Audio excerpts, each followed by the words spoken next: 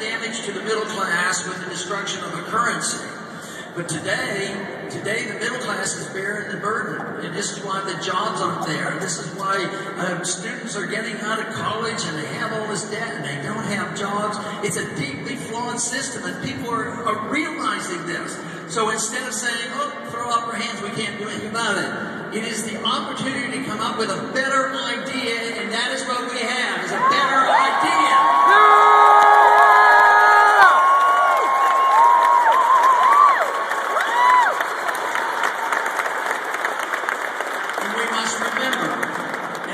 Whose time has come cannot be stopped by armies or governments or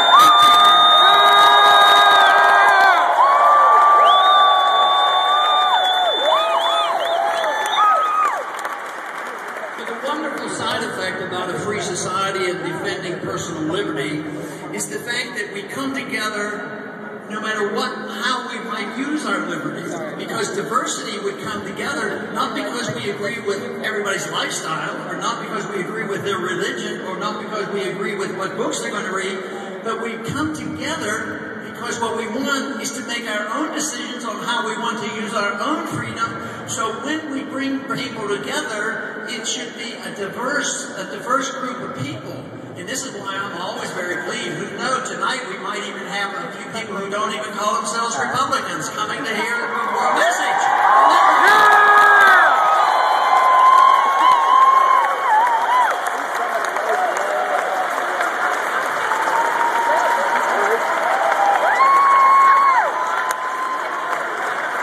The ideas of liberty are rather young. They claim, and they frequently accuse me, and I'm sure that means they accuse you as well, that you want to go back to the Dark Ages. You want to go back to that Constitution. That Constitution, you have to have a modern Constitution. You have to modernize. You don't want to go back to the 19th century. But I tell you what, freedom is a very new idea when you look at it historically. But those individuals who disagree with us are the ones who want to really go backwards, because they are moving us into a tyrannical society and tyranny around.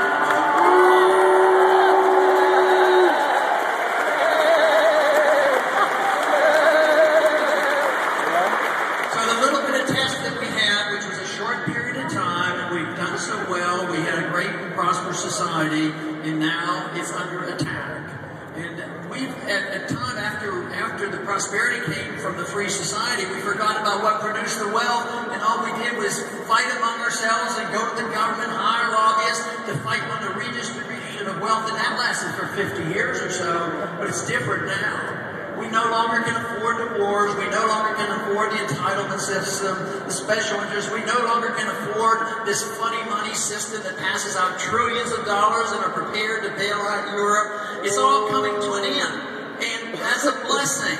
It's a blessing because we have another answer.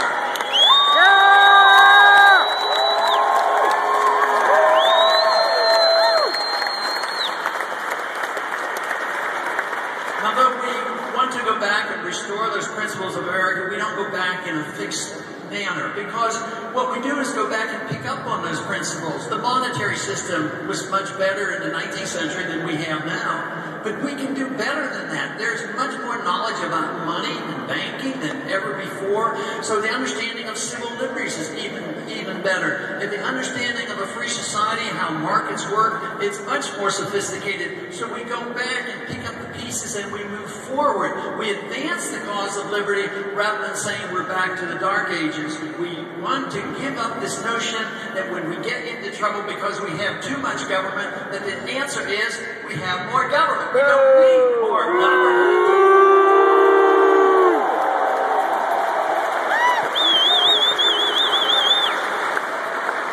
Of course, for me, we don't need international government either. We don't need to go into war under the UN banner.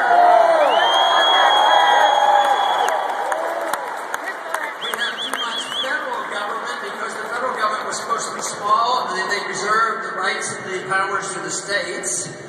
And then we have too much government at our state level very often. We sometimes have local government that gets excessive. Ultimately, in a free society, the best government is self-government. That's the government.